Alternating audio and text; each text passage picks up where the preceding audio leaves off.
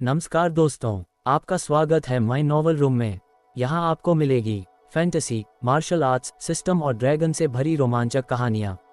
अगर आपको कहानियाँ पढ़ना और सुनना पसंद है तो अभी चैनल को सब्सक्राइब करें और बेल आइकन बेल दबाना मत भूलें ताकि हमारी हर नई कहानी सबसे पहले आप तक पहुँचे। तो चलिए दोस्तों, शुरू करते हैं हमारी आज की स्टोरी। हेवन डिवाउरिंग महासम्राट का अधिकार। धड़ाम, एक भयावह विस्फोट के साथ दुनिया सफेद रोशनी से भर गई और कुछ भी दिखाई नहीं दे रहा था। हम धर्मेश्वर, जो अधर्मराज की ओर तेजी से बढ़ रहा था और खुद को उड़ाने की तैयारी कर रहा था, अचानक ठिठक गया क्योंकि उसके हृदय की गहराइयों से एक बेहद बेचैन करने वाला भाव उमड़ पड़ा। क्योंकि अधर्मराज ने उससे एक कदम पहले प्राइमोर्डियल एस्ट्रल विंड को उड़ा दिया था। वह क्या कर रहा है? इससे पहले कि वह ये पता लगा पाता, बिखरती हुई दुनिया का आफ्टर इफेक्ट चारों दिशाओं में फैल चुका था। ये प्राइमोर्डियल एस्ट्रल विंड के आत्मा विनाश का प्रभाव था। जहां जहां से भी ये प्रचंड एस्ट्रल विंड गुजरी, सब कुछ शून्यता में बदल गया, उसका अस्तित्व समाप्त हो गया। यहाँ तक कि यह अजीबोगरीब दुनिया भी अचानक ढह गई, जिसके हर कोने से दरारें पड़ने की आवाजें आ रही थीं। ऐसा लग रहा था कि यह अब ज्यादा देर तक नहीं टिक पाएगी। अच्छा नहीं है। धर्मेश्वर को कुछ एहसास हुआ और उसने हड़बड़ी में अपने शरीर पर कुछ मुख्य एक्यूपंक्चर पॉइंट्स को दबाया, तुरंत आत्मा विनाश को रोक दिया। हफ हफ हफ, एस्ट्रल विंड चली, उसे इधर उधर धकेलती रही, मानो वह तूफानी समुद्र के बीच एक अकेली नाव हो जो किसी भी समय डूबने के खतरे में हो। सौभाग्य से डिवाइन वुड बाय यी की मूल शक्ति उसकी रक्षा कर रही थी, जिससे उसे थोड़ी सुरक्षा मिल रही थी। इतना सब होने पर भी उसके कपड़े फट गए थे और उसका शरीर बुरी तरह से क्षत विक्षत हो गया था। अपनी डिवाइन सेंस को बाहर निकालकर उसने स्पष्ट रूप से देखा कि प्राइमोर्डियल एस्ट्रल विंड के आत्मा विनाश के बाद अधर्मराज का कंकाल विखंडित हो गया था, धीरे धीरे धूल में बदल रहा था। हेवन डिवाउरिंग महासम्राट से संबंधित ये कंकाल, जो हजारों वर्षों से सोया हुआ था, आखिरकार आज पूरी तरह से नष्ट हो गया। दूसरे शब्दों में, हेवन डिवाउरिंग महासम्राट अधर्मराज अब कभी भी अपने शरीर का पुनर्निर्माण नहीं कर पाएगा।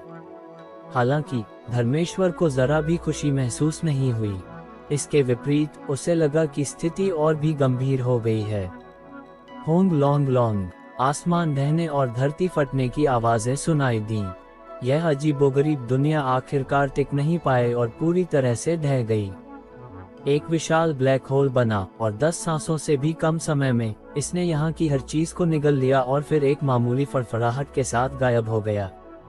उस ब्लैक होल से जुड़े वॉइड कॉरिडोर में अर्जुन चकराया हुआ था और प्रवाह के साथ बह रहा था। उसके चेहरे पर बची हुई दहशत का भाव था। उसने अभी अभी एम्परर रेल्म में प्रवेश किया था। जैसे ही अर्जुन अपनी नई शक्ति और अपने एम्परर ची के परिवर्तन पर खुशी मना रहा था, दोनों महासम्राटों के बीच हुए युद्ध के आफ्टर इफेक्ट ने इस अजीब दुनिया को ही नष्ट कर दिया था।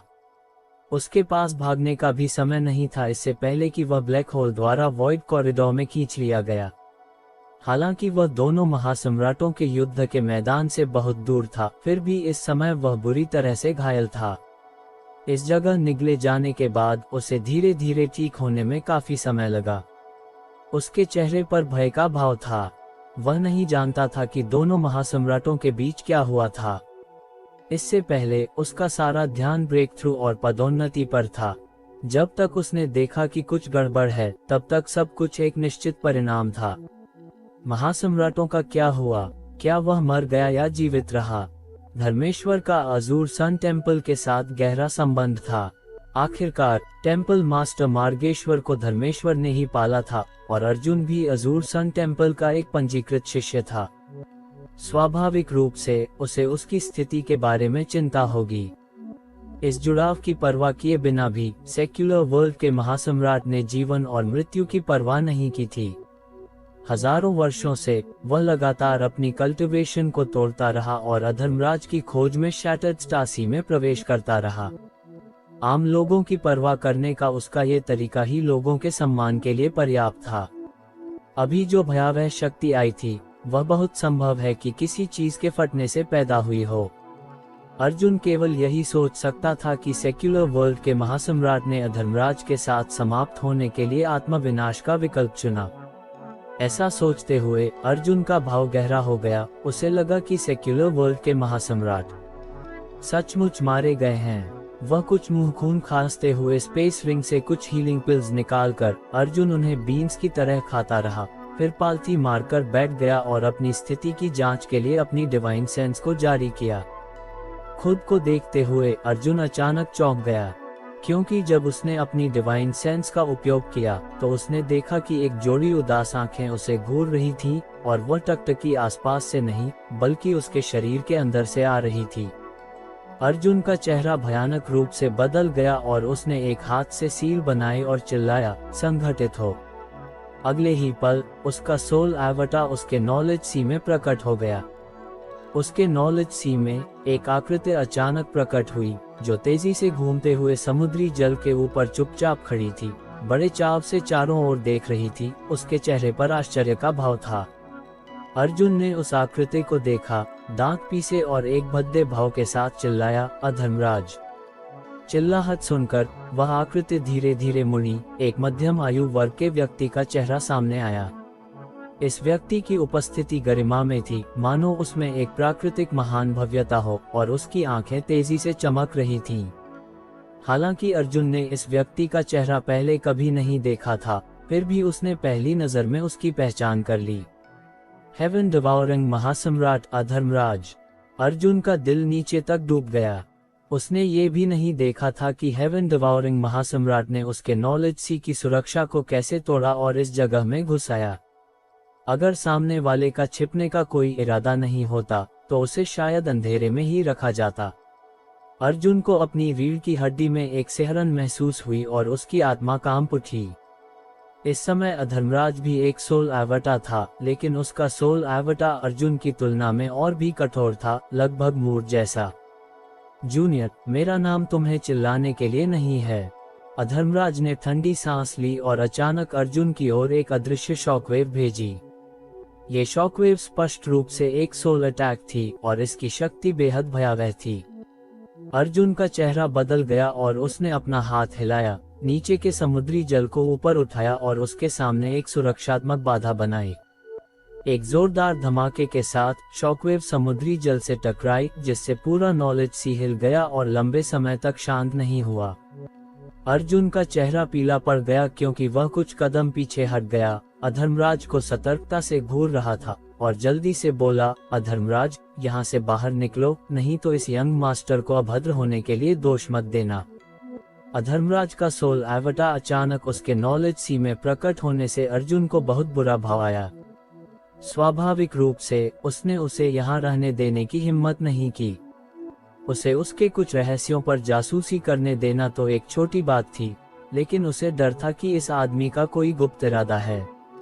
मेरे साथ अभद्र। अधर्मराज ने अर्जुन पर एक नजर डाली और ठंडी हंसी उड़ाते हुए कहा, ये शब्द नए लगते हैं, मैंने इन्हें बहुत समय से नहीं सुना है, लेकिन चूंकि मैं आ गया हूँ तो मैं आसानी से नहीं जाऊंगा। तुम क्या चाहते हो? अर्जुन ने ठंडी नजर से उसे देखा। अधर्मराज हंसा और बोला, जब तुम पहले से ही जवाब जानते हो तो क्यों पूछते हो? जूनियर, तुम एक समझदार व्यक्ति लगते हो, मुझे मत बताना कि तुम नहीं जानते कि मेरे आने का उद्देश्य क्या है। उसे यह कहते हुए सुनकर अर्जुन का चेहरा बेहद भद्दा हो गया। जिस बात का उसे सबसे ज्यादा डर था वह सच हो गई। अधर्मराज ने कहा, मेरा शरीर उस बूढ़े मूर्ख धर्मेश्वर द्वारा नष्ट कर दिया गया है। शरीर के बिना भले ही मैं कितना भी शक्तिशाली क्यों न हूँ, मैं बस एक भटकती हुई आत्मा हूँ। जूनियर, तुम्हारा शरीर अच्छा है, मुझे ये बहुत पसंद है। इसे आज्ञाकारी रूप से मुझे सौंप दो और मैं तुम्हें दिखाऊंगा कि मार्शल डाओ की चोटी क्या कहलाती है। अर्जुन ने दांत पीसे और कहा, तुम मुझ पर अधिकार करना चाहते हो? अधर्मराज ने ठंडी सांस ली और कहा, इसे इतना अप्रिय क्यों बना रहे हो? मुझे बस एक शरीर चाहिए। अगर तुम सहयोग करते हो तो मैं तुम्हारी आत्मा को नहीं खाऊंगा और तुम्हें यहीं रहने दूंगा, लेकिन अगर तुम सहयोग नहीं करते हो तो मुझे तुम्हें ये बताने में कोई आपत्ति नहीं है कि शक्ति में अंतर क्या होता है। अर्जुन ने व्यंग्य किया, यह मेरा नॉलेज सी है। क्या तुम्हें यकीन है कि तुम इतनी बेशर्मी से शेखी मार सकते हो? अधर्मराज ने उसे आश्चर्य से देखा, फिर धीरे धीरे सिर हिलाया और कहा, जिद्दी। ये कहकर उसने अर्जुन पर और ध्यान नहीं दिया, बल्कि अपना सिर घुमाया और फिर से चारों ओर देखा। एक पल बाद उसने सिर हिलाया और आश्चर्य से कहा, जूनियर, तुम्हारी सोल की शक्ति वास्तव में असाधारण है। ये सामान्य एम्परर रेल्म से तुलनीय नहीं है, और यह वास्तव में एक परिवर्तित सोलफायर है जो मेरी आवश्यकताओं के अनुरूप है। ये वास्तव में आश्चर्यजनक है कि तुम इस स्तर तक कल्टिवेशन कर सकते हो। वह ऐसा व्यवहार कर रहा था जैसे वह मेजबान हो, खुलकर टिप्पणी कर रहा था। अर्जुन कैसा महसूस कर रहा है, इसकी परवाह किए बिना। अर्जुन उस पर छुपकर वार करना चाहता था, लेकिन उसने जल्दबाजी में कोई कार्रवाई करने की हिम्मत नहीं की। इस तरह के पुराने राक्षस जो हजारों वर्षों से जीवित थे, उनकी शक्ति और साधनों को सामान्य ज्ञान से नहीं मापा जा सकता था। अगर छुपकर वार करने में असफल रहा तो स्थिति और भी निष्क्रिय हो जाएगी। चारों ओर देखते हुए अधर्मराज की आंखें अचानक सिकुड़ गईं, क्योंकि उसने एक निश्चित दिशा में अपनी टकटकी लगाई और फुसफुसाया, वह द्वीप। वह अपने नॉलेज सी में तैर रहे 7 रंग के द्वीप को टकटकी लगाकर देख रहा था। उसके चेहरे पर संदेह और आश्चर्य का भाव था, क्योंकि वह उसे गंभीरता से देख रहा था। एक लंबे समय के बाद उसका शरीर अचानक हिल गया, क्योंकि उसने विस्मय से कहा, सोल वॉर्मिंग लोटस। ये वास्तव में सोल वॉर्मिंग लोटस है। भले ही अधर्मराज अनुभवी और जानकार था और स्टार बाउंड्री में नंबर 1 मास्टर के रूप में भी जाना जाता था, फिर भी वह इस क्षण थोड़ा भावनात्मक महसूस किए बिना नहीं रह सका। उसने 7 रंग के सोल वॉर्मिंग लोटस को एक उग्र टकटकी से देखा और एक कड़वे भाव के साथ कहा, जूनियर के पास वास्तव में सोल वॉर्मिंग लोटस है। अर्जुन ने ठंडी नजर से कहा, इतना हंगामा मत करो। अधर्मराज जोर से हंसा और बोला, मैंने वास्तव में उम्मीद नहीं की थी कि मैं यहाँ सोल वॉर्मिंग लोटस को देख पाऊंगा। अतीत में इसे खोजने के लिए मैं अनगिनत स्टार फील्ड के क्षेत्र में घूम चुका था, लेकिन कोई फायदा नहीं हुआ। मुझे आज इसे यहाँ देखने की उम्मीद नहीं थी। ये वास्तव में एक ऐसी स्थिति है जहाँ व्यर्थ की खोज में लोहे के जूते घिस गए, लेकिन ये बिना किसी प्रयास के मिल गया। तुम इतने खुश क्यों हो? ये तुम्हारा नहीं है। अर्जुन ने घृणा से उसे देखा। ये थोड़ी देर में मेरा हो जाएगा। अधर्मराज अच्छे मूड में लग रहा था और उसने अर्जुन के मजाक की परवाह नहीं की। उसने कुछ देर लालच से सोल वॉर्मिंग लोटस को देखा और फिर सिर हिलाया। अच्छा, इस सोल वॉर्मिंग लोटस के साथ मैं तुम्हारे शरीर के साथ पूरी तरह से विलय कर सकता हूँ। किसी भी प्रतिकूल प्रभाव के बारे में चिंता करने की जरूरत नहीं है। समय के साथ मेरे लिए अपनी चोटी पर लौटना मुश्किल नहीं होगा। ऐसा लगा जैसे उसने भविष्य के प्रकाश को पहले ही देख लिया हो और वह अच्छे मूड में था। जैसे ही वह बोला, उसने अपना सिर घुमाया और फिर से चारों ओर देखा। जब उसने आसमान में तारों को देखा तो वह भौहें चढ़ाए बिना नहीं रह सका और आश्चर्य से कहा, जूनियर, मैंने उम्मीद नहीं की थी कि तुम्हारे पास इतनी अच्छी चीजें होंगी। अर्जुन का दिल धड़क उठा और उसने कहा, क्या तुम इस चीज को जानते हो?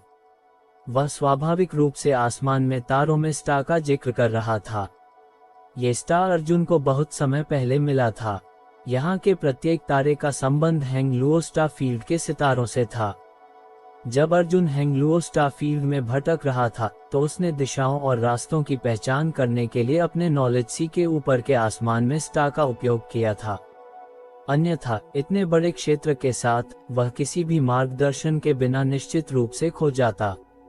बस इतना था कि वह कभी नहीं समझ पाया कि यह स्टार क्या था और यह पूरे क्षेत्र के अनुरूप क्यों था।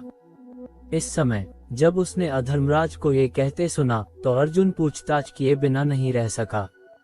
अधर्मराज ने मुस्कान के साथ उसे देखा और सार्थक रूप से कहा, तुम्हें लोअर प्लेन्स के क्षेत्र से स्टार बाउंड्री में आना चाहिए, है ना?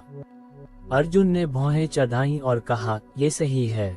इसे नकारने की कोई जरूरत नहीं थी, इसलिए उसने तुरंत इसे स्वीकार कर लिया। यह सही है। अधर्मराज ने सिर हिलाया, ये स्टार तुम्हें उस क्षेत्र से मिला होगा। क्या तुम ये देख सकते हो? अर्जुन ने आश्चर्य से उसे देखा। अधर्मराज मुस्कुराया, ऐसा नहीं है कि मेरी अच्छी नजर है, बल्कि इसलिए कि ऐसा स्टार केवल उसी क्षेत्र में जन्म ले सकता है। ऐसा क्यों है? अर्जुन ने तुरंत पूछा। हालांकि वह अधर्मराज को अपने नॉलेज सी से बाहर निकालने का इंतजार नहीं कर सकता था, लेकिन उसके लिए अपने सवालों का जवाब देने वाले किसी व्यक्ति से मिलना दुर्लभ था, इसलिए उसने स्वाभाविक रूप से स्पष्ट रूप से पूछने का अवसर ले लिया। पूछने के बाद उसे भगाना बहुत देर नहीं होगी। अधर्मराज ने एक पल के लिए विचार किया और फिर अपना मुंह खोला। इस दुनिया में सभी चीजों का एक ओरिजिन होता है। घास और पेड़ों का ग्रास एंड वुड ओरिजिन्स होता है, डिवाइन स्पिरिट्स का डिवाइन स्पिरिट्स ओरिजिन्स होता है, और यहाँ तक कि उन चमकदार सितारों का भी स्टार ओरिजिन्स होता है। ओरिजिन्स की शक्ति का स्रोत है, असीम रूप से रहस्यमय और अनंत। वर्ल्ड फोर्स स्वर्ग और पृथ्वी की शक्ति है, एक शक्ति जो स्वर्ग और पृथ्वी के जन्म के बाद से अस्तित्व में है। अगर हमारे जैसे एक कल्टिवेटर इसमें एक या दो चीजें सीख सकता है तो उसे बहुत लाभ होगा। अर्जुन ने बारीकी से भाव के साथ ध्यान से सुना। हालांकि हेवन डिवाउरिंग महासम्राट एक ऐसा व्यक्ति था जिसकी कई लोगों ने निंदा की थी, ये निर्विवाद था कि उसकी शक्ति सभी के लिए स्पष्ट थी, इसलिए उसके व्याख्यान को सुनना एक अत्यंत दुर्लभ अवसर था। अधर्मराज ने अपना हाथ बढ़ाया और अपने नॉलेज सी के ऊपर के आसमान की ओर इशारा किया और हल्के से कहा, ये स्टार भी एक ओरिजिन है। अर्जुन ने फुसफुसाया, ये भी एक ओरिजिन है। अधर्मराज थोड़ा मुस्कुराया और कहा, स्वाभाविक रूप से, और यह कोई साधारण ओरिजिन नहीं है, यह स्टार के क्षेत्र का ओरिजिन है। स्टार के क्षेत्र का ओरिजिन। अर्जुन की आंखें अचानक चौड़ी हो गईं। अधर्मराज ने कहा, तुम इसे स्टार के पूरे क्षेत्र का ओरिजिन मान सकते हो। अपनी वर्तमान क्षमता के साथ मुझे डर है कि तुम्हारे पास इसे परिष्कृत करने की क्षमता नहीं है।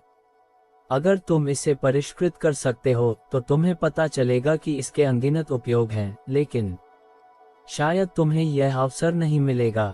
स्टार के क्षेत्र का ओरिजिन।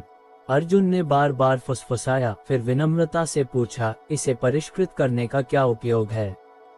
क्या यह स्टार के तारों के ओरिजिन की तरह हो सकता है, जो कल्टीवेशन के मामले में मेरे जैसे कल्टीवेटर को लाभ पहुंचाता है? अधर्मराज ने नाक सिकोड़ी, यह इसके उपयोग का केवल एक छोटा सा हिस्सा है। अगर किसी कल्टीवेटर के पास स्टार के तारों का एक पूरा ओरिजिन है तो उसकी कल्टीवेशन गति अन्य कल्टीवेटर्स की तुलना में बहुत तेज होगी, क्योंकि ओरिजिन कल्टीवेटर को कई चीजों को समझने में मदद कर सकता है। ऐसा शुरुआती बिंदु, उदाहरण के लिए, एक कल्टीवेटर जिसके पास एक पूरा ओरिजिन है, एक कल्टीवेटर जिसके पास एक पूरा ओरिजिन है, स्टार के तारों के ओरिजिन के पास एक पूरे ओरिजिन की तुलना में 10 गुना या यहाँ तक कि सैकड़ों गुना ज्यादा है। अधर्मराज का, उसके पास स्टार के तारों का पूरा ओरिजिन था। लाभ छोटा नहीं था, लेकिन अब अधर्मराज कह रहा था कि स्टार के क्षेत्र का ओरिजिन स्टार के तारों के ओरिजिन से सैकड़ों गुना ज्यादा शक्तिशाली था, जिसने स्वाभाविक रूप से उसे चौंका दिया। इसके अलावा, अगर तुम स्टार के क्षेत्र के ओरिजिन को परिष्कृत कर सकते हो तो ये तुम्हारे अस्तित्व को पहचानने वाले पूरे स्टार के क्षेत्र के बराबर है, और तुम इस स्टार के क्षेत्र के मालिक बन सकते हो। इस स्टार के क्षेत्र के भीतर सब कुछ तुम्हारे नियंत्रण में होगा और तुम एक ही विचार से जीने या मरने का फैसला कर सकते हो। अर्जुन ने विचार पूर्वक कहा, क्या ये स्टार मास्टर होने जैसा नहीं है? जब वह शैडोड स्टार का स्टार मास्टर था तो वह शैडोड स्टार की संपूर्णता को नियंत्रित कर सकता था। वह एक ही विचार से शैडोड स्टार पर स्थिति को नियंत्रित कर सकता था और अंतरिक्ष की बाधाओं की परवाह किए बिना शैडोड स्टार पर किसी भी स्थान की यात्रा कर सकता था। अधर्मराज के अनुसार, अगर वह इस स्टार के क्षेत्र का मालिक बन सकता है तो उसे भी ऐसी कई सुविधाएं मिल सकती थीं। अर्जुन का मन उत्साहित हुए बिना नहीं रह सका। उसके नॉलेज सी में star hang Luo star field का स्टार था। अगर वह इसे पूरी तरह से परिष्कृत कर सकता था, तो वह हैंग लुओ स्टार फील्ड का मालिक बन सकता था और पूरे हैंग लुओ स्टार फील्ड को अपने हाथों में नियंत्रित कर सकता था। तुम ऐसा कह सकते हो, बस इतना है कि प्रभाव कई गुना बढ़ जाते हैं।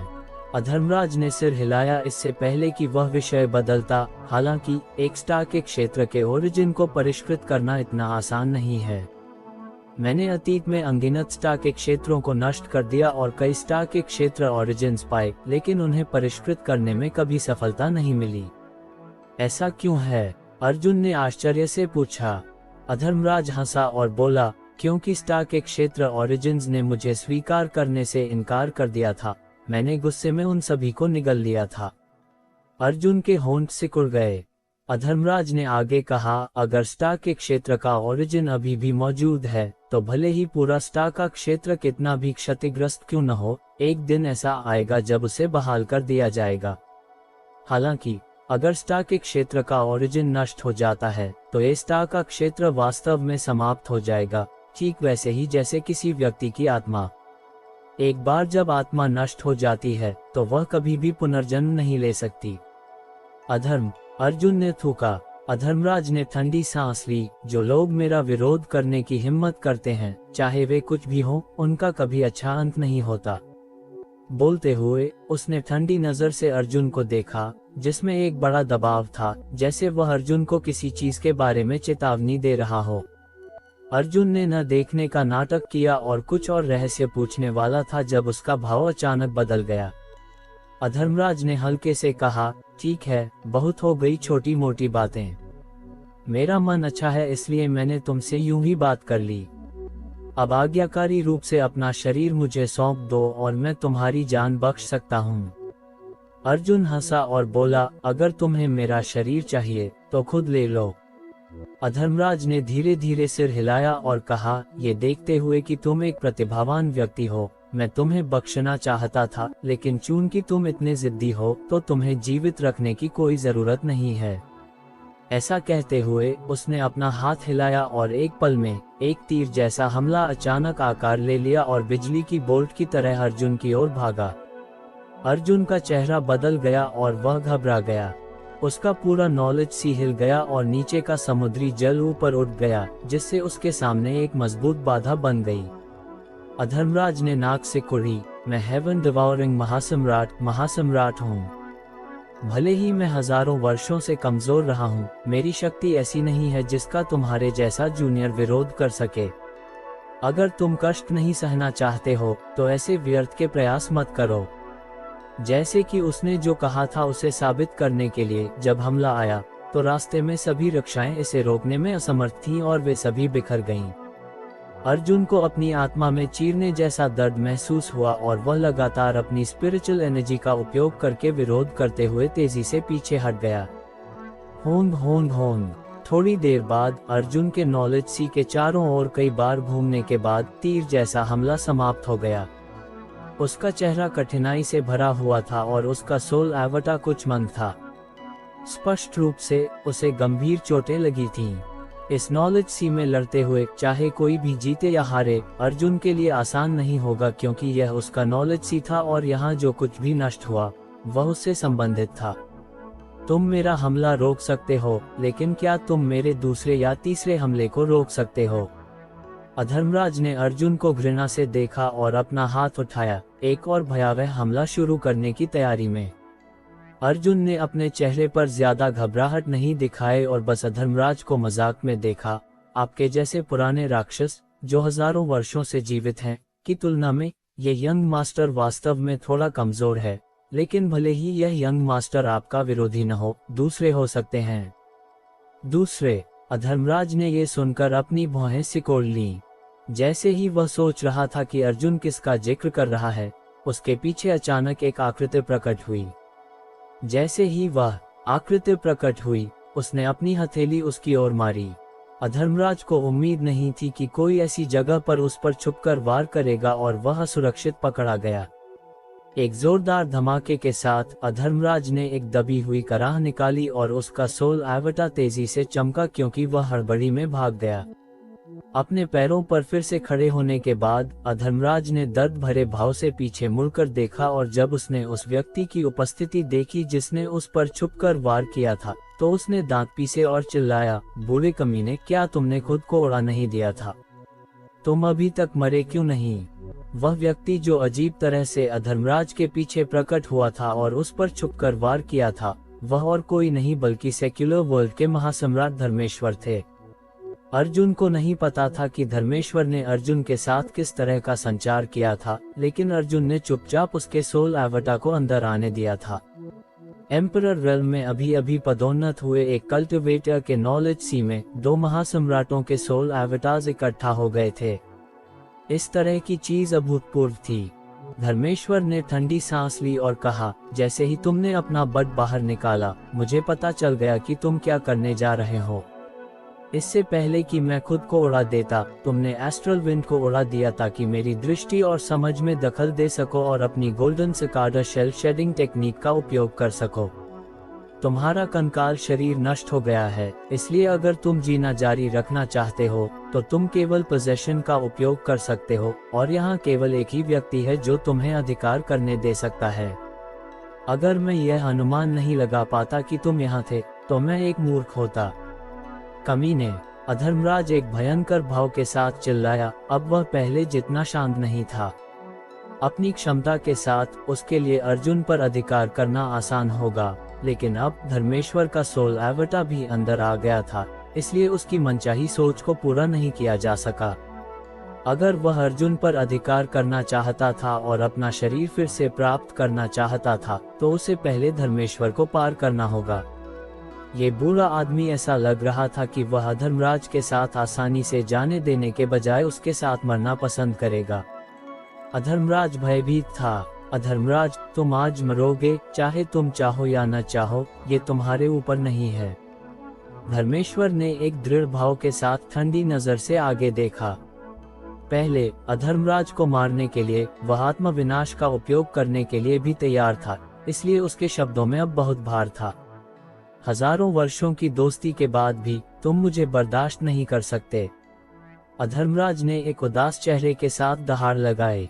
धर्मेश्वर की आंखों में जरा भी भावना नहीं थी, क्योंकि उसने उदासीनता से कहा, यह मैं नहीं हूं जो तुम्हें बर्दाश्त नहीं कर सकता, ये तुम हो जो खुद को बर्दाश्त नहीं कर सकते। प्राचीन काल से जो लोग अन्याय करते हैं, वे अपना विनाश खुद लाते हैं। अगर तुमने अतीत में पूरे दिल से अच्छा किया होता, तो आज की स्थिति कैसे उत्पन्न हो सकती थी। मुझे उपदेश मत दो। अधर्मराज ने दहाड़ लगाए और गुस्से से कहा, मैं तुमसे ज्यादा स्पष्ट रूप से दुनिया को देखता हूँ। जीतने वाला राजा होता है और हारने वाला डाकू होता है। धर्मेश्वर, आज मेरे लिए चीजों को मुश्किल मत बनाओ। मैं भविष्य में तुम्हारे लिए मुसीबत खड़ी नहीं करूंगा। मैं धर्मेश्वर से संबंधित किसी भी चीज को भी नहीं छूऊंगा। धर्मेश्वर ने उदासीनता से कहा, क्या तुम दया की भीख मांग रहे हो? अधर्मराज का भाव निर्दयी हो गया, क्योंकि उसने दांत पीसे और कहा, मुझे कम मत समझो, मैं तुम्हें चुनने का मौका दे रहा हूँ। धर्मेश्वर ने आह भरी और कहा, ऐसा लगता है कि हमारे पास वास्तव में कहने के लिए कुछ नहीं है। ये वास्तव में एक दुखद बात है। इस बिंदु पर दोनों महासम्राट अचानक चुप हो गए। उन्होंने बस एक दूसरे को देखा, और जब उनकी नजरें टकराईं, तो ऐसा लगा जैसे चिंगारियां नाच रही हों। नीचे का समुद्री जल परेशान हो रहा था, क्योंकि वह उबलता रहा। अर्जुन ने एक भद्दे भाव के साथ कहा, आप दोनों, अगर आपको कुछ कहना है, तो आप बाहर जाकर इस बारे में बात क्यों नहीं करते हैं? यह उसका नॉलेज सी था, और ये दोनों लोग यहाँ लड़ने वाले थे। अर्जुन थोड़ा डरा हुआ महसूस कर रहा था। उसका नॉलेज सी महासम्राटों के बीच लड़ाई को कैसे सह सकता था? अगर वे वास्तव में यहाँ लड़ते हैं, तो उसका निश्चित रूप से कोई अच्छा अंत नहीं होगा।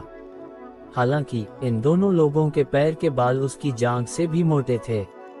वह उन्हें भगाना चाहता था, लेकिन वह शक्तिहीन था। चाहे वह धर्मेश्वर हो या धर्मराज, दोनों ने अर्जुन के शब्दों को अनसुना कर दिया। अरे, मैं तुमसे बात कर रहा हूँ। अर्जुन ने दोनों को कड़वाहट से देखा। क्या तुम मुझे कोई प्रतिक्रिया नहीं दे सकते? अधर्मराज ने ठंडी नजर से कहा, उसे दफा होने के लिए कहो और मैं तुरंत इस जगह को छोड़ दूंगा। धर्मेश्वर ने धीमी आवाज में चिल्लाया, बच्चे को मूर्ख बनाने के लिए ऐसे शब्द कहने की तुम्हारी हिम्मत कैसे हुई? अधर्मराज, तुम दिन ब दिन और भी बेशर्म होते जा रहे हो। उसने अधर्मराज पर थूका, फिर सीधे अर्जुन को देखा और कहा, बच्चे, तुम्हें धैर्य रखना होगा। आज हम दोनों यहाँ मरने तक लड़ने वाले हैं। अगर तुम्हारी आत्मा इस वजह से नष्ट हो जाती है, तो केवल यही कहा जा सकता है कि तुम्हारी किस्मत अच्छी नहीं है। अगर तुम भाग्यशाली रहे और बच गए, तो तुम्हें बहुत लाभ होगा। अर्जुन ने आह भरी और कहा, भूल जाओ सीनियर धर्मेश्वर, आप जो चाहें कर सकते हैं, मैं अपनी देखभाल खुद करूंगा। धर्मेश्वर हंसा और उत्साह से कहा, अच्छा, तुम्हारे शब्दों के साथ ये बुरा आदमी अपना सर्वश्रेष्ठ कर सकता है। जैसे ही उसने बोलना समाप्त किया, उसने दोनों हाथों से सील बनाए और अचानक अधर्मराज की ओर इशारा किया। अधर्मराज का भाव बहुत बदल गया और उसने चिल्लाया, क्या तुम गंभीर हो? धर्मेश्वर का चेहरा ठंडा था और उसने ठंडी नजर से कहा, क्या मैं तुम्हें मजाक करता हुआ दिखता हूँ? ये वास्तव में गुस्सा दिला रहा है। धर्मेश्वर, यह मत सोचना कि तुम आज इस जगह से जिंदा जा सकते हो। भले ही मेरी डिवाइन सोल घायल हो जाए, मैं तुम्हारी आत्मा को नष्ट कर तारान कर दूंगा। जब एक खरगोश को भी कोने में धकेल दिया जाता है तो वह काटता है, हेवन डिवाउरिंग महासम्राट के लिए तो कहने ही क्या। धर्मेश्वर द्वारा बार बार कोने में धकेले जाने के बाद और यहाँ तक कि उसकी डिवाइन सोल का इस जगह तक पीछा किया गया, अधर्मराज के पास भी कोई रास्ता नहीं बचा था और जब वह चिल्लाया तो उसे अपना सब कुछ देना पड़ा। जैसे ही वे बोले, वे दोनों पहले ही लड़ रहे थे। एक पल में नॉलेज सी अशांत हो गया और समुद्र में विशाल लहरें उठ गईं। दोनों आकृतियां अर्जुन के नॉलेज सी के ऊपर के आसमान में आगे पीछे उलझती रहीं और वे एक भयंकर लड़ाई में बंद थे। ये डिवाइन सोल्स की लड़ाई थी। यह एक सामान्य जीवन और मृत्यु की लड़ाई से ज्यादा खतरनाक थी। उन दोनों द्वारा उपयोग किए जाने वाले दांव सभी रहस्यमय और अद्वितीय सोल सीक्रेट टेक्निक्स थे, साथ ही सोल पावर का अद्भुत उपयोग भी था। अर्जुन का नॉलेज सी पूरी तरह से अस्थिर था। जैसे ही धर्मेश्वर ने अपना पहला दांव चला, अर्जुन की आकृति पहले ही झिलमिला गई थी और सीधे 7 कलर्ड सोल वॉर्मिंग लोटस द्वारा परिवर्तित द्वीप के केंद्र में आ गई थी। सोल लोटस की शक्ति, 7 रंग की रोशनी तेजी से चमकी, उसे घेर लिया। उसके नॉलेज सी में 2 महासम्राट स्तर के सोल एवटार्स लड़ रहे थे, इसलिए कोई फर्क नहीं पड़ता कि वह कितनी अच्छी तरह से छिपा हुआ था। उसके लिए अक्षत रहना असंभव था, क्योंकि वह खुद युद्ध का मैदान था और जिस एकमात्र चीज पर वह भरोसा कर सकता था वह 7 कलर्ड सोल वॉर्मिंग लोटस थी। 7 रंग की रोशनी के आवरण के नीचे यह एक ठोस रक्षा की तरह था। 2 महासम्राटों के बमबारी के आफ्टर इफेक्ट ने केवल 7 रंग की रोशनी पर लहरें पैदा की, अर्जुन को जरा भी नुकसान नहीं पहुंचा सके। इसे समझते हुए अर्जुन राहत महसूस किए बिना नहीं रह सका। वह वास्तव में डर गया था कि कहीं सोल वॉर्मिंग लोटस भी किसी काम का न हो। अगर ऐसा होता तो वह वास्तव में इस बार बर्बाद हो जाता। हालांकि सोल वॉर्मिंग लोटस की सुरक्षा के साथ भी अर्जुन को अभी भी सिर दर्द हो रहा था। उसका सोल एवटार लगातार बेचैनी से कांप रहा था, जैसे उसका पूरा शरीर टूट रहा हो। धर्मेश्वर और अधर्मराज का हर हमला, यह उसके शरीर में कटने वाले एक तेज ब्लेड की तरह था, जिससे उसे कुछ घाव अनिवार्य रूप से हो रहे थे। सोल वॉर्मिंग लोटस ने एक अद्भुत भूमिका निभाई। जब चीरने वाला दर्द आया तो एक कोमल शक्ति उसके पूरे शरीर में फैल जाएगी, एक अदृश्य हाथ की तरह, धीरे से अर्जुन के दर्द को शांत करेगी। इसने उसे बहुत कम समय में शांत होने दिया। धीरे धीरे अर्जुन भी इस भाव का आदी हो गया। अब उसे ज्यादा दर्द महसूस नहीं हुआ और उसने अपना ध्यान दोनों महासम्राटों पर केंद्रित करना शुरू कर दिया। उसे ज्यादा देखने की जरूरत नहीं थी, क्योंकि दोनों महासम्राटों का हर दांव उसके दिमाग में अंकित था और वह इसे साफ तौर पर देख सकता था। अगर यह कोई अन्य जगह होती, अर्जुन निश्चित रूप से ऐसा नहीं कर सकता था, लेकिन यह उसका नॉलेज सी था और सब कुछ उसकी समझ के भीतर था। कोई फर्क नहीं पड़ता कि अधर्मराज और धर्मेश्वर कितने तेज थे या उनके दांव कितने भयंकर थे, वह उन्हें स्पष्ट रूप से महसूस कर सकता था। अर्जुन आश्चर्य से देख रहा था, अपनी आंखें उनसे हटा नहीं पा रहा था, क्योंकि दोनों महासम्राट सभी रहस्यमय और अद्वितीय सोल सीक्रेट टेक्निक्स का उपयोग कर रहे थे, साथ ही सोल पावर का अद्भुत उपयोग भी कर रहे थे। कोई आश्चर्य नहीं कि धर्मेश्वर ने कहा था कि अगर वह भाग्यशाली रहा और बच गया तो उसे बहुत लाभ होगा। तो यह ऐसा था। इस स्थिति में कोई फर्क नहीं पड़ता कि दोनों महासम्राटों ने अपनी सीक्रेट टेक्निक्स का उपयोग कैसे किया, अर्जुन के अवलोकन से बचना मुश्किल होगा। इसके अलावा अर्जुन उनकी सीक्रेट टेक्निक्स के रहस्य को पूरी तरह से समझ सकता था। जो एक करीबी गुरु और शिष्य के सावधानीपूर्वक शिक्षण से कहीं ज्यादा प्रभावी था। ये प्रबुद्ध होने जैसा था। ऐसा लगा जैसे दोनों महासम्राट अपनी पूरी कोशिश कर रहे थे कि अर्जुन को सभी प्रकार के डिवाइन टेक्निक सिखाएं, बिना कुछ भी रोके, और अर्जुन कोशिश करते ही उसे सीख सकता था। कुछ देर देखने के बाद अर्जुन को बहुत आघात लगा, क्योंकि उसने पाया कि सोल पावर की उसकी समझ और उपयोग दोनों महासम्राटों के स्तर पर बिल्कुल नहीं था। वह एक चट्टान को तोड़ने के लिए समान मात्रा में सोल पावर का उपयोग कर सकता था, लेकिन दोनों महासम्राट एक पहाड़ को विभाजित कर सकते थे। यही उन दोनों के बीच अंतर था। अर्जुन उत्साहित था, ये जानते हुए कि इस दुर्लभ अवसर ने उसे एक बहुत उच्च शुरुआती बिंदु दिया था। भले ही उसने एम्परर रेल्म में ब्रेक थ्रू नहीं किया था और अभी भी थर्ड ऑर्डर डाउसोस रेल्म में था, जो शक्ति वह प्रदर्शित कर सकता था वह पहले की तुलना में कई गुना ज्यादा मजबूत थी। अगर सोल पावर का इतना अद्भुत उपयोग किया जा सकता था तो सोची स्वाभाविक रूप से वही था। अर्जुन अचानक चिल्लाया, सीनियर धर्मेश्वर, पीछे मत हटो, मैं ठीक हूँ। कुछ देर देखने के बाद उसने पाया कि धर्मेश्वर पूरी तरह से नुकसान में था, अधर्मराज द्वारा पूरी तरह से दबा दिया गया था, जिससे वह लगातार अपने नॉलेज सी के ऊपर पीछे हटने के लिए मजबूर हो रहा था। ऐसा नहीं था कि धर्मेश्वर की सोल पावर अधर्मराज से कम थी, बल्कि धर्मेश्वर अभी भी थोड़ा सतर्क था और ज्यादा सोल पावर का उपयोग करने की हिम्मत नहीं कर रहा था, इसलिए वह अर्जुन को शामिल नहीं करना चाहता था। अभी अभी उसके साहसी शब्दों से धोखा मत खाओ। चूंकि एक व्यक्ति के पास आम लोगों की परवाह करने का दिल था, तो वह स्वाभाविक रूप से किसी भी जीवन की परवाह करेगा। ये सुनकर धर्मेश्वर ने अर्जुन पर एक नजर डालने के लिए एक पल लिया, और 7 रंग के सोल वॉर्मिंग लोटस को एक द्वीप में परिवर्तित होते देखने के बाद उसकी आंखें चमक उठी और वह हंसा, अच्छा, अब इस बूढ़े मास्टर को कोई चिंता नहीं है। उसने स्पष्ट रूप से पहली नजर में सोल वॉर्मिंग लोटस का असली रूप देखा और जानता था कि सोल वॉर्मिंग लोटस अर्जुन की रक्षा कर रहा था। भले ही वह और अधर्मराज भयंकर रूप से लड़ते थे, अर्जुन को ज्यादा प्रभावित नहीं किया जाएगा। जैसे ही उसने बोलना समाप्त किया, उसका आभा अचानक बढ़ गया, पल भर में स्थिति को पलट दिया। वह अधर्मराज के साथ आगे पीछे लड़ा, खुद का खूब मजा ले रहा था। और भी ज्यादा भयंकर हमले शुरू किए गए, जिससे अर्जुन का नॉलेज सी अशांत हो गया, लेकिन उसका soul iota soul warming lotus द्वारा सुरक्षित था, इसलिए उसके नॉलेज सी के साथ जो कुछ भी हुआ उसे ज्यादा गंभीर चोटें नहीं लगी। अर्जुन धीरे धीरे रहस्यमय सोल सीक्रेट टेक्निक और सोल पावर के उपयोग में डूब गया, खुद को बाहर निकालने में असमर्थ रहा। उसे ऐसा लगा जैसे उसके सामने एक नया दरवाजा धीरे धीरे खुल रहा हो, जिससे वह अंदर की चकाचौंध भरी रोशनी को देख सके। दोनों महासम्राट भी उग्र और उग्र होते गए, दोनों घावों से छलनी हो गए। उनके सोल एवटार्स के ऊपर रोशनी तेजी से चमकी, दोनों जीत और हार रहे थे। ये जीवन और मृत्यु की लड़ाई थी। जीवन और मृत्यु को देखे बिना कोई रोक नहीं होगी। जैसे जैसे समय बीता, उन दोनों द्वारा प्रदर्शित की गई शक्ति धीरे धीरे कमजोर होती गई। स्पष्ट रूप से ऐसा इसलिए था क्योंकि उन्होंने अपनी बहुत ज्यादा शक्ति खर्च कर दी थी और बुरी तरह से घायल थे। उबलता नॉलेज सी धीरे धीरे शांत होना शुरू हो गया, अब पहले जितना पागल नहीं रहा।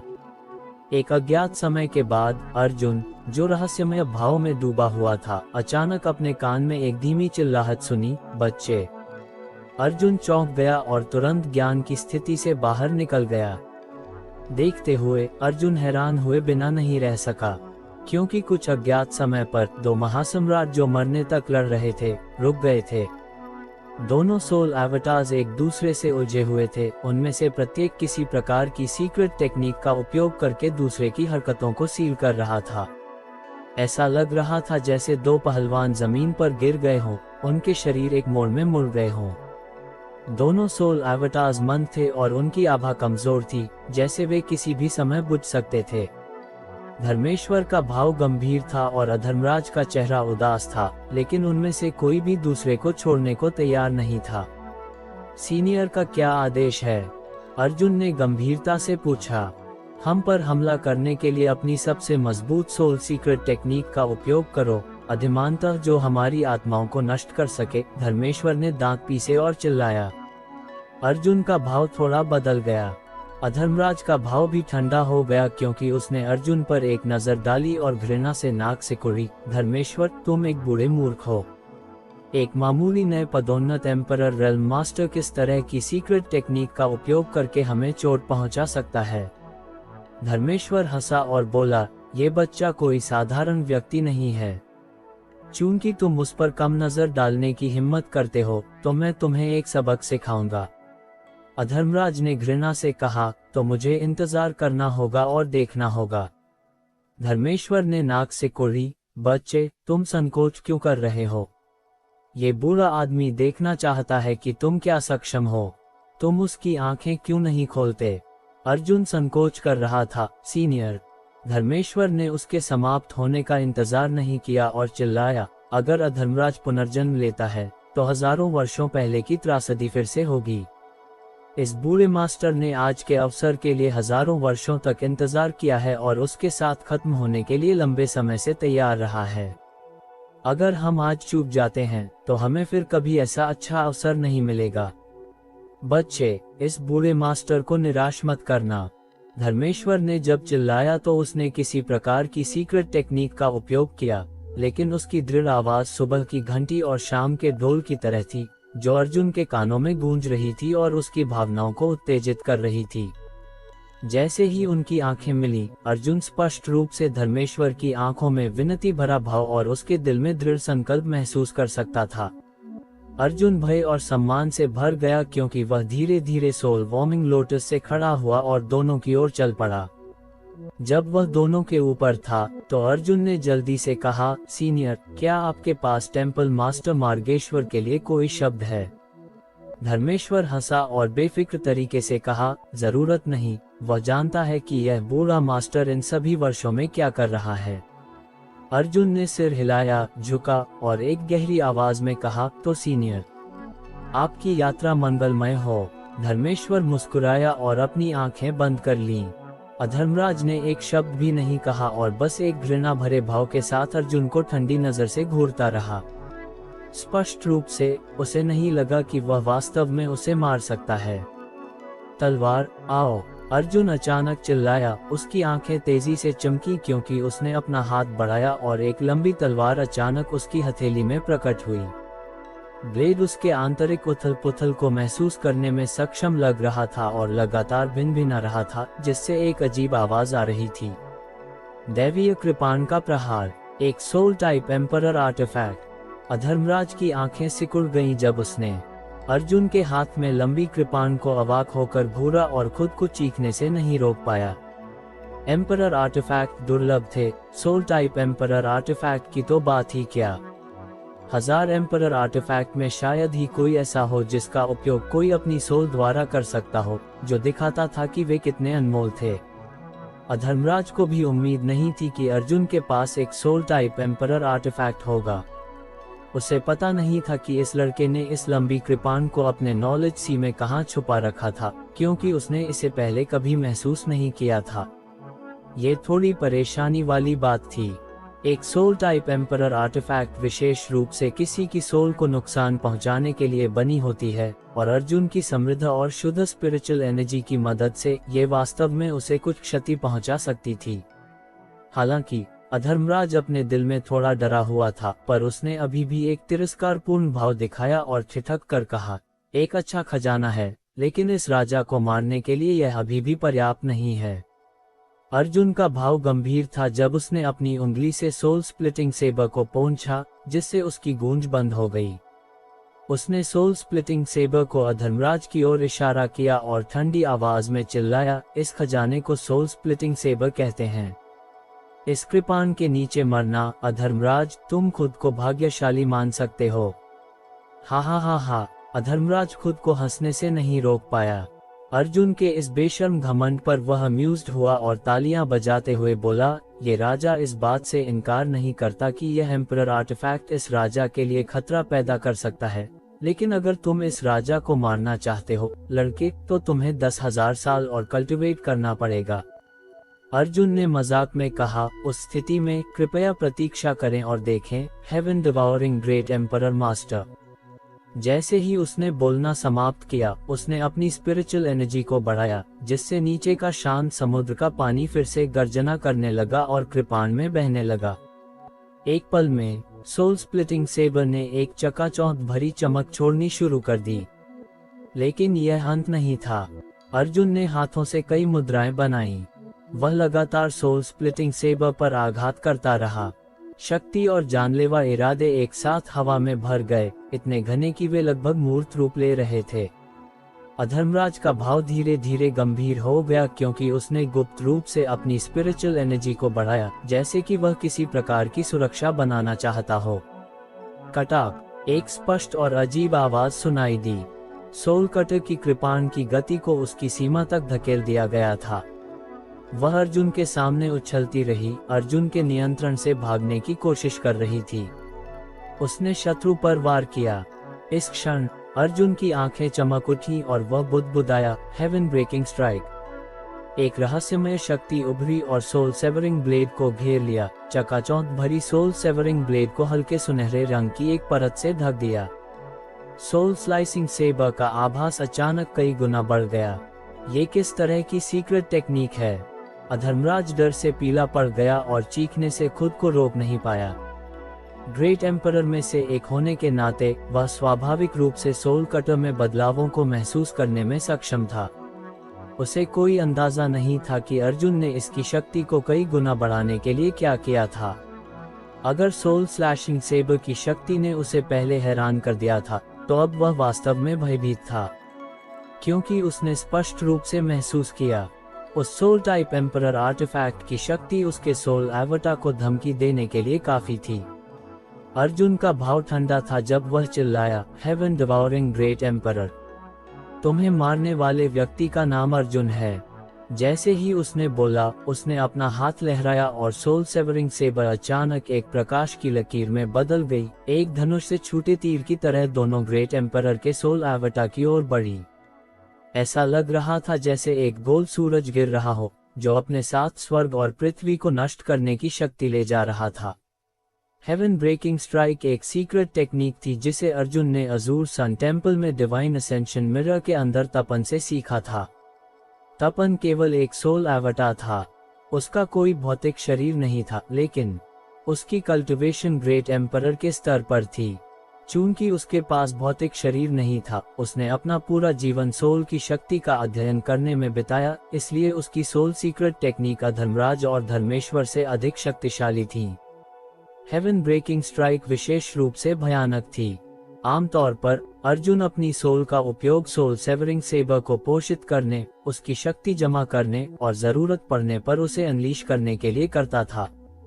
इस सीक्रेट टेक्निक की मारक क्षमता केवल कल्पना से परे थी।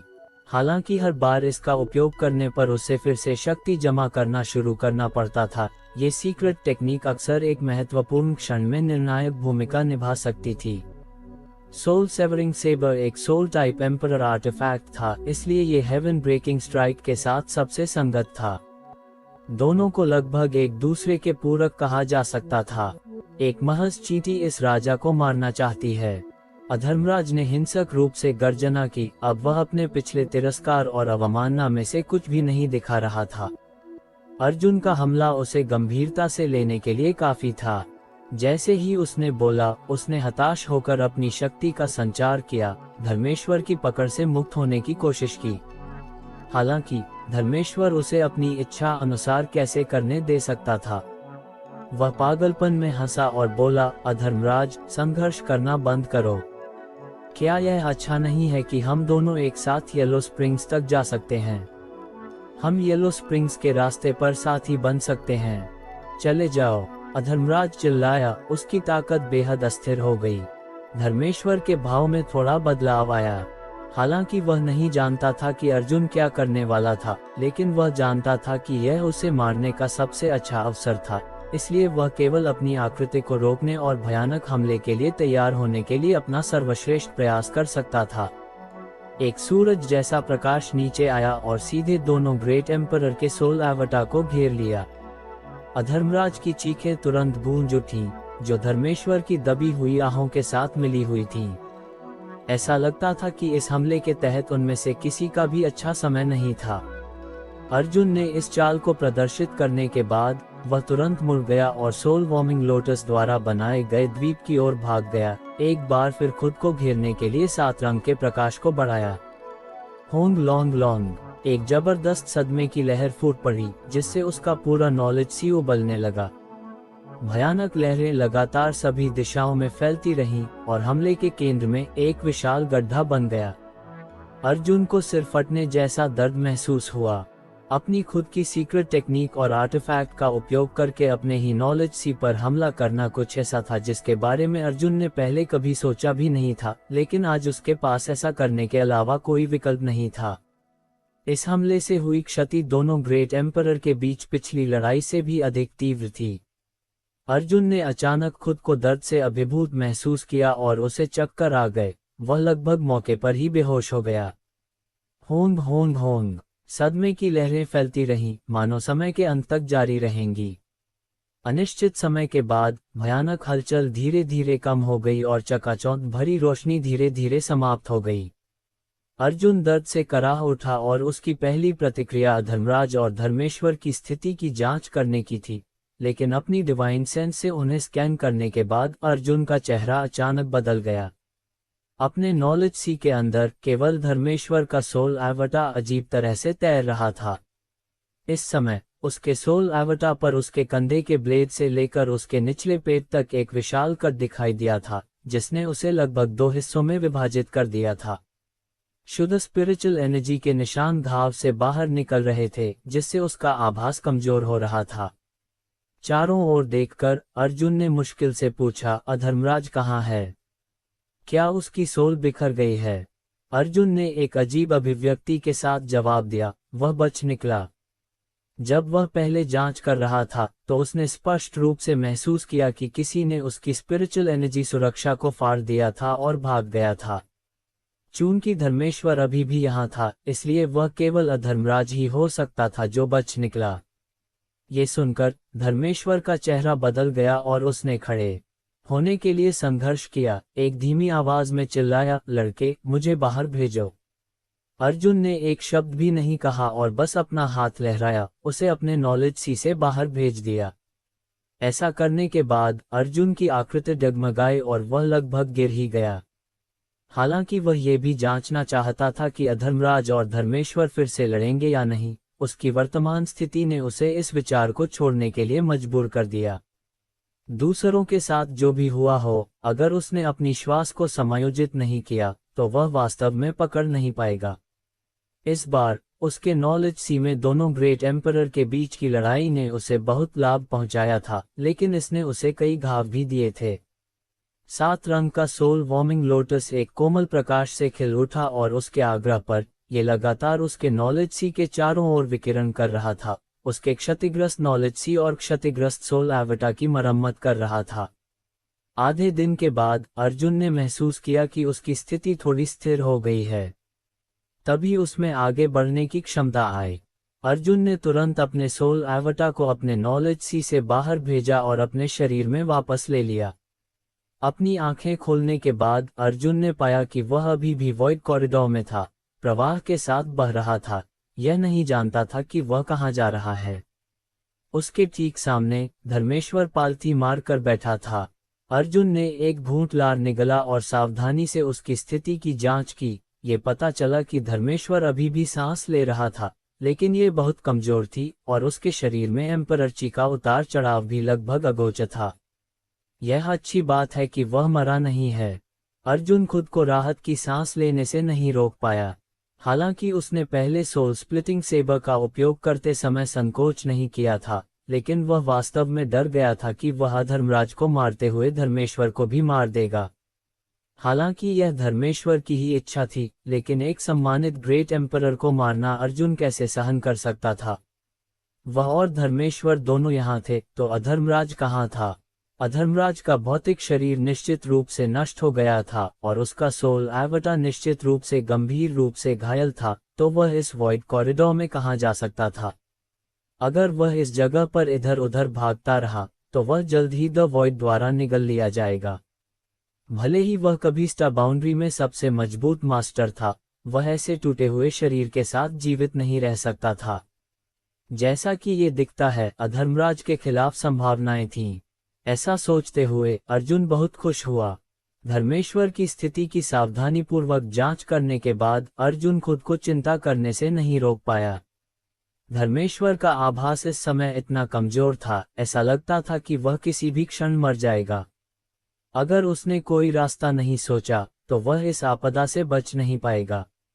अर्जुन ने जल्दी से अपने स्पेस रिंग से कई प्रकार की उपचार पिल्स निकाली, माफी मांगी और धर्मेश्वर का मुंह खोला।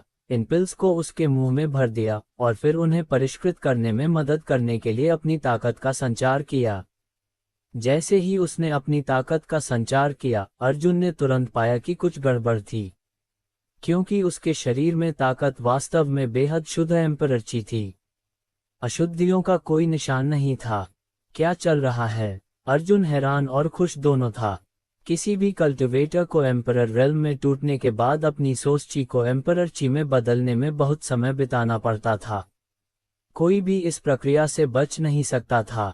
इसमें कम से कम कुछ साल या यहाँ तक कि कुछ 100 साल भी लग सकते थे, ठीक वैसे ही जैसे एक नए डाउसोस रेल्म कल्टिवेटर को अपनी सोच ची को बदलने की आवश्यकता होगी।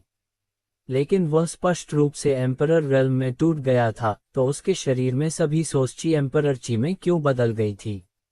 अर्जुन ने ध्यान से याद किया। जब वह टूट गया था तो उसकी सोच ची वास्तव में तेजी से एम्परर ची में बदल रही थी, लेकिन इससे पहले कि वह इसे महसूस कर पाता, वह वॉइड कॉरिडोर में बह गया था और फिर अधर्मराज ने उसके नॉलेज सी पर आक्रमण किया था। जब तक वह बाहर आया, उसकी ताकत पूरी तरह से बदल चुकी थी।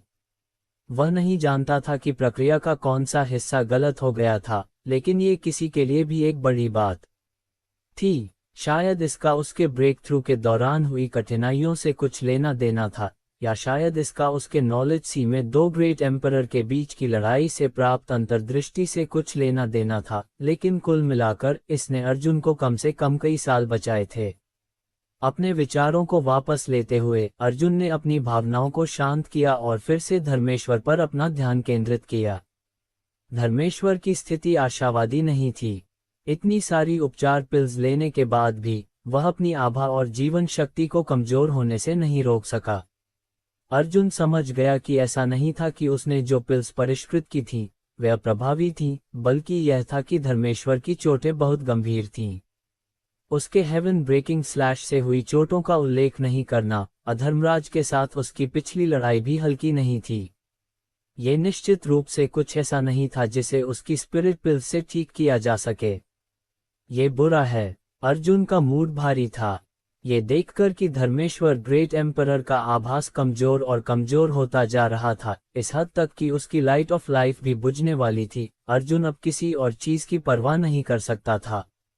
उसने बाहर हाथ बढ़ाया और शून्य को पकड़ा, और जब उसने फिर से अपना हाथ खोला तो उसकी हथेली में एक हरा पत्ता था। इस हरे पत्ते में स्पष्ट नसें थीं और यह हरे रंग का था, ठीक एक शीर्ष ग्रेट जेड के टुकड़े की तरह, और इसमें एक अकल्पनीय जीवन शक्ति समाई हुई थी। जब अर्जुन ने इसे पकड़ा तो ऐसा लगा जैसे वह मांस और खून के एक जीवित प्राणी को पकड़ रहा हो। उसकी जीवन शक्ति की ताकत चौंकाने वाली थी। इमॉर्टल ट्री का एक पत्ता। अर्जुन को एक कोने में धकेल दिया गया था और वह केवल अंतिम उपाय के रूप में इमॉर्टल ट्री का एक पत्ता ले सकता था। Immortal tree soul warming lotus के समान था, एक अनमोल खजाना जो दुनिया की शुरुआत से ही अस्तित्व में था, और इस दुनिया में केवल एक ही था, दूसरा नहीं। Immortal source liquid immortal tree से पैदा हुआ था और इसे 3 ग्रेट डिवाइन वाटर्स में से एक के रूप में जाना जाता था। इसमें मांस और हड्डियों को पुनर्जीवित करने और मृतकों को पुनर्जीवित करने का अजीब प्रभाव था। यह एक पवित्र उपचार खजाना था जिसकी तुलना कोई भी पिल नहीं कर सकती थी। दुर्भाग्य से, हालांकि अर्जुन के पास इमॉर्टल ट्री था, उसके पास इमॉर्टल सोर्स लिक्विड नहीं था। इमॉर्टल ट्री प्राप्त करते समय उसने जो इमॉर्टल सोर्स लिक्विड एकत्र किया था वह लंबे समय से इस्तेमाल हो चुका था। चूंकि इमॉर्टल सोर्स लिक्विड का इतना चमत्कारी प्रभाव था, तो इमॉर्टल ट्री के पत्ते में क्यों नहीं होगा? अर्जुन को नहीं पता था कि पत्ता धर्मेश्वर का जीवन बचा सकता है या नहीं, लेकिन ग्रेट एम्परर को मरते हुए देखकर अर्जुन के पास इस चुनाव को करने के अलावा कोई विकल्प नहीं था। हरे पत्ते को तोड़ने के बाद अर्जुन ने तुरंत उसे धर्मेश्वर के मुंह में फेंक दिया, साथ ही उसे परिष्कृत करने में मदद करने के लिए अपने एम्परर का संचार किया। अचानक धर्मेश्वर के डांशन से एक हरी रोशनी निकली। फिर हरी रोशनी चमक उठी और पूरी तरह से धर्मेश्वर को घेर लिया। अर्जुन इस दृश्य को देखकर चौंक गया, लेकिन वह स्पष्ट रूप से महसूस कर सकता था कि इस हरी रोशनी में एक आश्चर्यजनक जीवन आभा समाई हुई थी। इस हरी रोशनी के आवरण में धर्मेश्वर के सभी घाव, बड़े और छोटे, एक अत्यंत तेज गति से ठीक हो रहे थे। मूल रूप से अत्यंत कमजोर आभा भी धीरे धीरे बढ़ने लगी। इस खोज ने अर्जुन को राहत महसूस कराई, ये जानते हुए कि उसने सही काम किया था। इमॉर्टल ट्री के पत्ते में वास्तव में मृतकों को वापस जीवन में लाने का प्रभाव था, और यह प्रभाव इमॉर्टल सोर्स लिक्विड से भी अधिक मजबूत लग रहा था। अर्जुन को अब धर्मेश्वर की मदद करने की जरूरत नहीं थी, उसे बस उसके लिए पहरा देना था। हरी रोशनी इस मंद वॉइड कॉरिडोर में एक अलग तरह की चमक के साथ खिल उठी, क्योंकि धर्मेश्वर का आभास धीरे धीरे स्थिर हो गया और उसका खून उसके शरीर में बहने लगा। धीरे धीरे उसके सीने से एक स्पष्ट और अलग दिल की धड़कन सुनी जा सकती थी। एक अगरबत्ती जलने में लगने वाले समय के बाद हरी रोशनी धीरे धीरे समाप्त हो गई। धर्मेश्वर अब किसी गंभीर स्थिति में नहीं था, लेकिन किसी कारण से वह अभी भी नहीं जागा था। अर्जुन ने राहत की सांस ली, क्योंकि थकान की एक लहर उस पर छा गई। जिस क्षण उसने एम्परर रेल्म में प्रवेश किया, तब से अब तक उसे मुश्किल से एक पल के लिए भी सांस लेने का समय मिला था। उसके ब्रेक थ्रू के दौरान वर्ल्ड एनर्जी बैप्टिज्म और वर्ल्ड फोर्स ने एक इनएक्सप्लिकेबल ब्लैक होल बनाया था, जिसने उसे पूरी तरह से निगल लिया था। उसके बाद अधर्मराज ने उसे जब्त करने के प्रयास में उसके नॉलेज सी में घुसपैठ की थी। धर्मेश्वर ने भी उसका पीछा किया था और उसके साथ लड़ाई की थी। शुरू से अंत तक अर्जुन की नसें बेहद तनावपूर्ण थीं। ये केवल अब था कि धूल जम गई थी कि वह वास्तव में रिलैक्स्ड हुआ। सामने धर्मेश्वर को एकटक देखते हुए अर्जुन ने अचानक महसूस किया कि सब कुछ अवास्तविक था। ग्रेट एम्परर के नाम ने स्टार बाउंड्री को हिला दिया था और हमेशा से ही पौराणिक हस्तियां थीं। वे मायावी और मायावी थे, और आम लोग उन्हें अपने जीवन काल में एक बार भी नहीं देख पाएंगे। जब से अर्जुन स्टार बाउंड्री आया था, उसने लगातार लोगों को 10 ग्रेट एम्परर्स का उल्लेख करते हुए सुना था। हर कोई जो उनका उल्लेख करता था, उनके चेहरे पर श्रद्धा और पूजा का भाव होता था, जैसे कि ग्रेट एम्परर स्वर्ग और पृथ्वी थे। अर्जुन को भी उम्मीद नहीं थी कि वह इस शैटर्ड स्टासी में ग्रेट एम्परर से मिलेगा, और एक साथ 2 ग्रेट एम्परर से। इससे भी अधिक विचित्र बात यह थी कि ये दोनों ग्रेट एम्परर अत्यंत प्राचीन हस्तियां थीं, फिर भी वे उसके सामने जीवन और मृत्यु की लड़ाई लड़ रहे थे। उनमें से एक को प्राचीन काल से स्टार बाउंड्री में सबसे शातिर आदमी के रूप में भी जाना जाता था। अर्जुन को नहीं पता था कि यह उसका सौभाग्य था या दुर्भाग्य। अचानक धर्मेश्वर की पलकें, जो उसके सामने बैठा था, हिल गईं, और उसने धीरे धीरे अपनी आंखें खोलीं। अर्जुन बहुत खुश हुआ और धीमी आवाज में चिल्लाया, सीनियर धर्मेश्वर। धर्मेश्वर ने उसे एक जटिल रूप के साथ देखा और एक भारी अभिव्यक्ति के साथ पूछा, इस ओल्ड मास्टर को लेने के लिए तुमने क्या दिया? यह इस ओल्ड मास्टर को गेट्स ऑफ हेल से वापस कैसे खींच सकता था? अर्जुन हंसा और लापरवाही से बोला, कुछ नहीं। मैंने कुछ साल पहले जब मैं कल्टिवेट कर रहा था, तब मुझे एक स्पिरिट पिल मिली थी। मुझे नहीं पता कि यह किस तरह की स्पिरिट पिल है, लेकिन मुझे लगा कि यह काफी अच्छी है, इसलिए मैंने इसे सीनियर को दे दिया। ऐसा नहीं था कि वह धर्मेश्वर पर भरोसा नहीं करता था, लेकिन इमॉर्टल ट्री बहुत चौंकाने वाला था, इसलिए इसे प्रकट न करना ही सबसे अच्छा था। उसे विश्वास था कि धर्मेश्वर की पिछली स्थिति के साथ वह पता नहीं लगा सकता था कि उसने उसे क्या दिया था। लड़के, तुम एक मूर्ख हो। धर्मेश्वर ने अचानक अपना हाथ बढ़ाया और अर्जुन को जोर से थप्पड़ मारा। अर्जुन ने चकमा देने की हिम्मत नहीं की और सीधा वार लिया। दर्द से कराह उठा और एक निर्दोष अभिव्यक्ति के साथ बोला, सीनियर, आपने मुझे क्यों मारा? अगर यह उसके सामने ग्रेट एम्परर के लिए नहीं होता, और अगर यह उसके जीवन और मृत्यु की उपेक्षा नहीं करता और अधर्मराज को अपने साथ नीचे नहीं खींचता, तो अर्जुन पहले ही हिंसक रूप से विरोध कर चुका होता। लेकिन बिना किसी कारण के मारे जाने पर अर्जुन का दिल शिकायतों से भर गया था। धर्मेश्वर को बचाने के लिए उसने इमॉर्टल ट्री का एक पत्ता भी तोड़ लिया था। किसी को पता होना चाहिए कि कुल मिलाकर बहुत सारे पत्ते नहीं थे। वह नहीं जानता था कि इमॉर्टल ट्री से एक पत्ता तोड़ने से कोई नुकसान होगा या नहीं। अगर इस वजह से इमॉर्टल ट्री क्षतिग्रस्त हो गया तो अर्जुन के पास रोने के लिए भी जगह नहीं होगी। मैं धर्मेश्वर ने एक दर्द भरी अभिव्यक्ति डाली जब उसने अपना हाथ उठाया और खुद को थप्पड़ मारने का नाटक किया, लेकिन अंत में उसने खुद को थप्पड़ मारा और जोर से आह भरी। अर्जुन ने उसे हैरानी से देखा और एक बुरी भावना अचानक उसके दिल की गहराई में उमड़ पड़ी, इसलिए उसने अस्थायी रूप से पूछा, सीनियर, आपको यहाँ कोई समस्या नहीं है ना? जैसे ही उसने बोला, उसने अपने सिर पर खरबूजे के बीज पर इशारा किया। अगर तुम कहना चाहते हो कि यह ओल्ड मास्टर पागल है, तो बस कह दो। ये ओल्ड मास्टर तुम्हें नहीं मारेगा, धर्मेश्वर ने ठंडे लहजे में ठोंक दिया। अर्जुन ने मन ही मन सोचा, मुझे आश्चर्य है कि जब मैंने अपनी आंखें खोली तो मुझे किसने मारा, लेकिन उसने केवल इसके बारे में सोचा और जोर से कहने की हिम्मत नहीं की। तुम्हें मुझे नहीं बचाना चाहिए था, तुमने गलती कर दी। धर्मेश्वर ने जोर से आह भरी, ऐसा लग रहा था जैसे उसने अपना पूरा जीवन खो दिया हो। अर्जुन ने जल्दी से कहा, सीनियर, मुझे ये पसंद नहीं है जो आप कह रहे हैं। सीनियर दुनिया की खातिर अपने जीवन का बलिदान करने को तैयार है, तो जूनियर द्वारा आपका जीवन बचाने से क्या फर्क पड़ता है? धर्मेश्वर बेहद गुस्से में था और कुछ कहने ही वाला था कि अचानक उसके चेहरे पर महान दर्द का भाव दिखाई दिया, जिसके बाद एक मुड़ी हुई अभिव्यक्ति आई। अर्जुन चौंक गया और चिल्लाया, सीनियर, आपको क्या हुआ? धर्मेश्वर ने जवाब नहीं दिया, लेकिन उसका पूरा शरीर कांप रहा था और ठंडे पसीने की बूंदें उसके माथे से बह रही थीं। थोड़ी देर बाद वह धीरे धीरे शांत हो गया। अर्जुन ने चुपचाप अपनी डिवाइन सेंस जारी करके जांच की और पाया कि उसके साथ कुछ भी गलत नहीं था, लेकिन उसने अचानक बहुत अजीब महसूस किया, ये सोचकर कि धर्मेश्वर ग्रेट एम्परर के साथ क्या गलत था। हा, अचानक धर्मेश्वर जोर से हंसा और उसकी हंसी में गर्व की भावना थी जो पहले से पूरी तरह से अलग थी।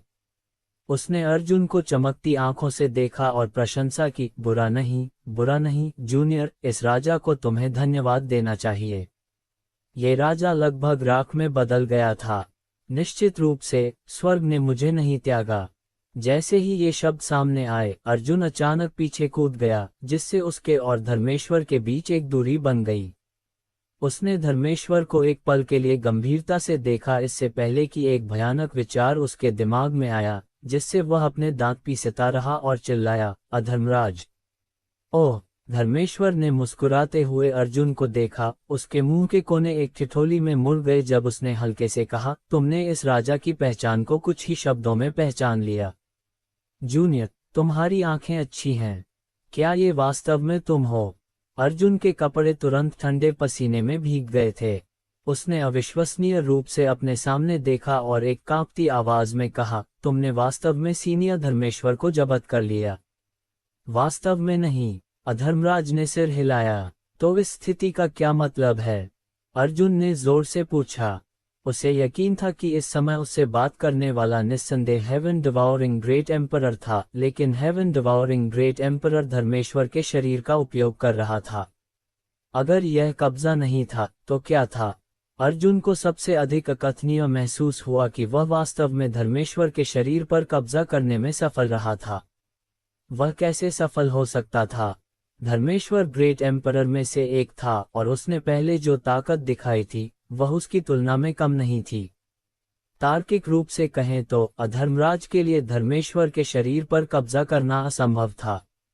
इससे पहले कि अधर्मराज के पास जवाब देने का समय होता, धर्मेश्वर के चेहरे पर अचानक एक बेहद क्रूर और मुड़ी हुई अभिव्यक्ति दिखाई दी और उसका शरीर हिंसक रूप से कांप उठा। थोड़ी देर बाद वह शांत हो गया। पहले वाली आक्रामक टकटकी गायब हो गई और उसकी जगह एक शांतिपूर्ण रूप ले लिया। अर्जुन का दिमाग अस्त व्यस्त था, लेकिन उसने अभी भी अस्थायी रूप से पूछा, सीनियर धर्मेश्वर। धर्मेश्वर ने हाँफते हुए धीरे से सिर हिलाया, यह मैं हूँ। क्या क्या चल रहा है? अर्जुन ने अपना मुंह चौड़ा किया और अवाक होकर पूछा। धर्मेश्वर ने आह भरी और कहा, उस पुरानी चीज के तुम्हारे नॉलेज सी से भाग जाने के बाद वह इस ओल्ड मैन के शरीर में घुस गया और उस पर कब्जा करना चाहता था। ये ओल्ड मैन उसे उसकी इच्छा के अनुसार कैसे करने दे सकता था? स्वाभाविक रूप से एक लड़ाई अपरिहार्य थी, लेकिन हम दोनों थके हुए थे और घायल थे। हम में से कोई भी दूसरे को कुछ नहीं कर सका। अगर यह जारी रहा होता तो यह ओल्ड मैन उसके साथ मरने तक लड़ सकता था। अगर आपको कहानी पसंद आई हो तो लाइक, थम्स अप का चिन्ह, शेयर और सब्सक्राइब बेल करना मत भूलें। मिलते हैं अगली कहानी में, यहीं माय नॉवल रूम पर 1।